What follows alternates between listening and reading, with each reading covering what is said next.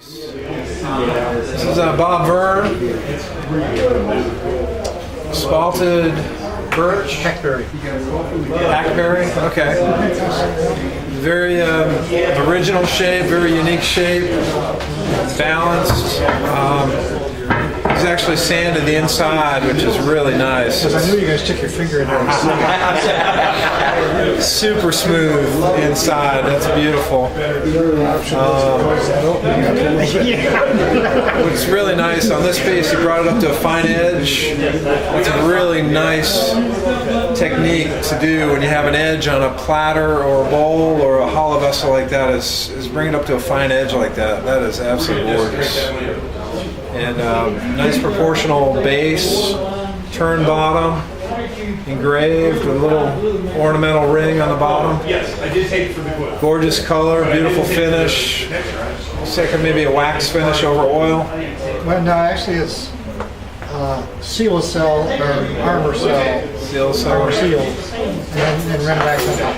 Okay, min wax on top. Red Over. wax. Very carefully, and it's got enough. Beautiful. Nice feel. So you just got to There's another similar piece. Same tree, different water. Okay. What's the wood again? A hackberry. Hackberry wood. Again, a nice contoured shape. Comes right above the surface. Has lift. Utilizes the wormy. This in the old days, wormy chestnut was really nice to give that kind of accent of decay in the wood. Again, a very nice edge treatment. It took me about an hour to pick out all those holes. Yeah, too bad, Bob. Watch a football game while you're doing that. And I think he did a really nice job cleaning out the pockets where those worms were. So that's a really, really. You're supposed to clean those out? I like to. If you leave that frass in there. Yeah. You can do that with a water pick. That's really pretty. I've done it with a water pick. Quite as keen.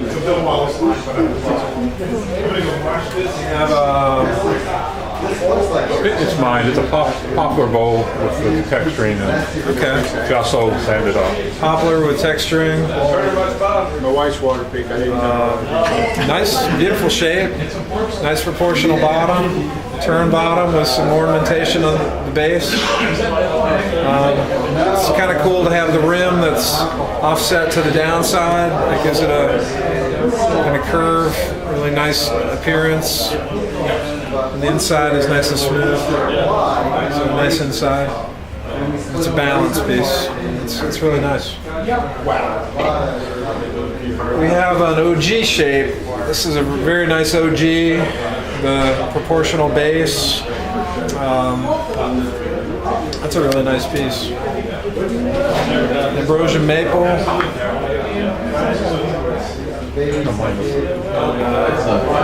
It's well balanced, nice thickness. Brings it up to a fine edge. It's well sanded, probably a 400 grit.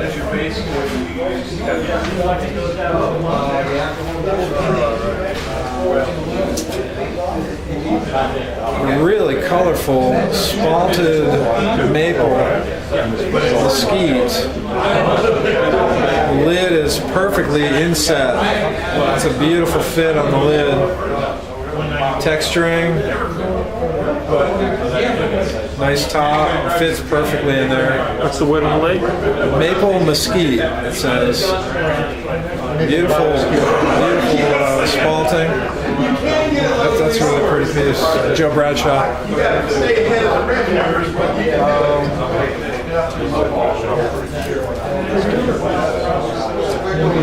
Really creative piece here. It looks like, not sure what that is. Oh, it's a cork Bottle for a bottle. Yeah, wine bottle. For wine stopper. Just very, very creative, colorful. I forget the name of that wood. Color wood or Spectraply. Spectraply. You can buy that. Okay. Spectraply and Coca-Cola. That's pretty.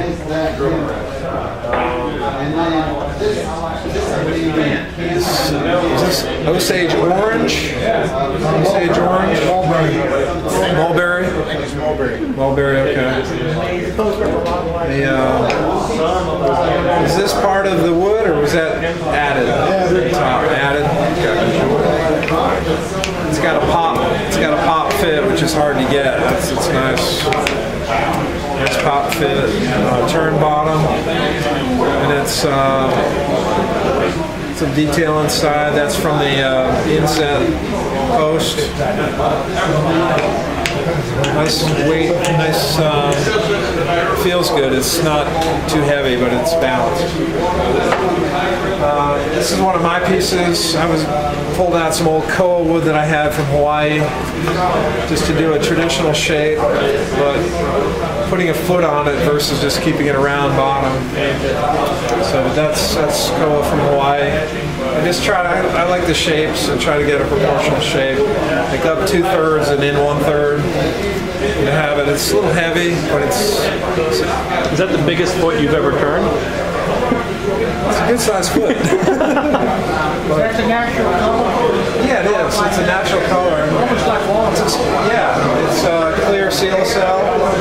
Just one coat of silicel, saturated.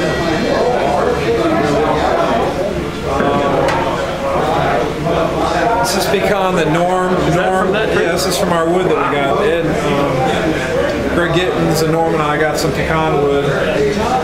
So took a shot at that. Now that was months wet, so what did you do to dry it? I dried it with a microwave and a drying box. So just to try to get the shape and a little bigger base. So how you rough turned it to what, inch and a half? Inch and a half thick. And gradually turned it down until it was dry thoroughly, and then microwaved it on defrost periodically. And when it came out, it was steaming hot. Moisture was just evacuating from it. But pecan is really stable. You can microwave it and be pretty aggressive drying it. So got a few pieces out of that. Really heavy too. So I like the contrast between the sapwood and the heartwood with the black line. That's kind of cool. This is some wood Tom Franz from the guild gave me. This wood was about ready to decay. It was just black. It was gorgeous. And ended up getting a little bark inclusion here, but I'm trying to get the shape. I like shapes, and I like a proportional bottom on that too. So it's a silicel saturated. I haven't buffed it yet. One coat, just saturated thoroughly, and all steel wool. That just steel wool, 4-0 steel wool, and I just hit it on a buffer, just a buffing wheel, and that'll just light that up.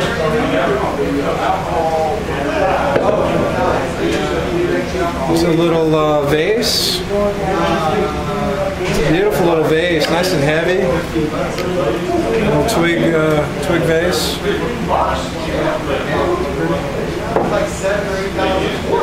Saving these is really interesting. I don't know what kind of material this is. It's Colonia. Colonia? Yeah, it's that trash tree, that over there. Okay.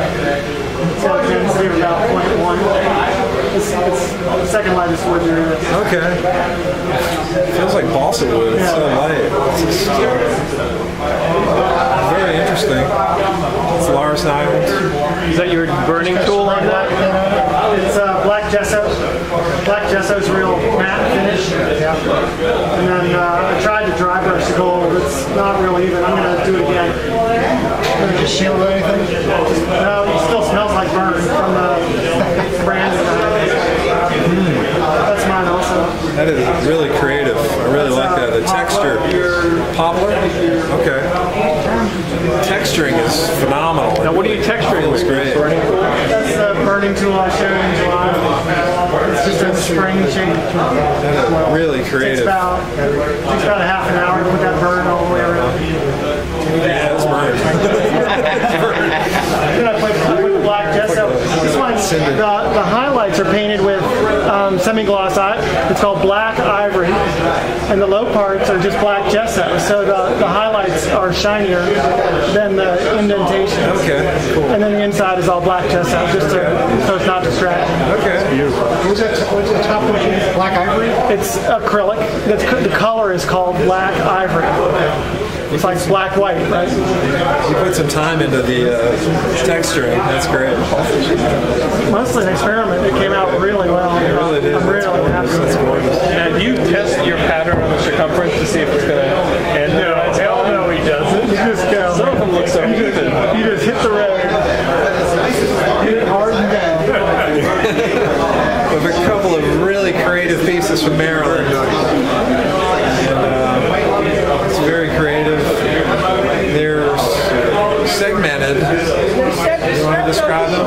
This one is not Septahedron. You want to come in here? actually put together. Well, it wasn't put together. I guess my rubber cement down is on tight. But Did they come apart? That was the best Okay. one. I don't think Is this there ambrosia maple? there. See, this is the way I turned it. Oh, wow. Turn it between Turn it like a centers. top. But the thing is, you have to get this curve proportion right, so it's got to be identical on both sides. And then you've got to get the thickness of this identical to the diameter of that. And then you just take it apart. Interesting. I'm going to show the camera. That is really cool. See, so when it's turned like this, and then you just rotate it 90 degrees. So you split them and glue them before you turn them. Split it and glue it before you turn it. And then, so when I split it, I went ahead and rotated my blocks 90 degrees. So that when I rotated it back, I had gradient. Sure. Interesting. And, Makes it even more mysterious when you mention it. yeah, Great, isn't it? and I turned it the wrong direction. But anyway, so all they have to be is rotationally symmetrical. So whatever design that you do, and this is what you draw for your design. Is this. And then you turn it to get that, and then you put it together. And the small thing doesn't match up, but some of my grain lines do. And I just played with it until I got on the mat. Wood selection might make a difference too. Yeah. Any more? I got one behind the wood pile. Thank you. And then I sanded over There's no finish or anything on there. It's just sanding. That's just the wood. Beautiful. I like it. And that's it.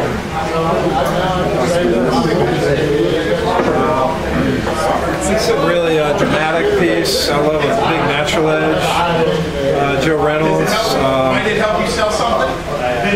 Striking piece. Gorgeous. Coffee table piece.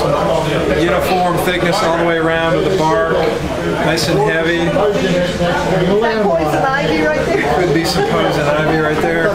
Don't touch There was a skink there for a second. The only thing here I would do is reverse turn this and probably cove or dovetail that, or to take the dovetail out of it and just create a cup or a cove in there. That still has the chuck expansion chuck in there, I think. What wood is it? This is cherry wood, but that's a really pretty piece. It's a decent sized tree too. Every time you push a tool in, it does. Yeah. He ended up taking a while to expense. One last piece we have. This is a really textured piece to the feel. It's not finished, so it's still got the. It's in progress. It's still got the dovetail for the chuck. Balance, good thickness. I like the shape. It's very creative and interesting. Now, should it be thinner? I don't think so. I don't think so. I started sanding it, and I took it off the lathe, and I went, wait a minute, I don't quite like the weight here. Should I go back and do it again? That's black gum that sat okay. for like 8 months after being roughed. I like that weight. That's a nice weight. A really dramatic shape. So that's yours. Yep. Beautiful curve here. Primitive bowl. I mean, it looks like something somebody made 100 years ago that they Yeah. used it the whole time. Yeah, That's your treat. I figured that's right. So that's really, you got a lot of lift. I like a bowl with lift, so that's cool. Okay, anything else here I missed? No? Now, what do you mean by lift when you say that? Well, you wanna see a piece that's not bottom heavy, meaning if you look at it, it's not sitting on the table. This, if it were sitting on the table, it's got some nice lift like that. So to me, that's aesthetically pleasing. And to have the curve come right down above right over the tabletop. So your eye sees that curve come right. You don't want your curve to go into the table. Right. If you had too big of a foot on the piece, let's say you had a big foot, then it would just come and stuck with the table. Yeah, big foot, it's just sitting there and it just looks heavy. So I like to see that lift on that. That's really pretty. Norm, you're doing good work. Thanks, I got it finished though.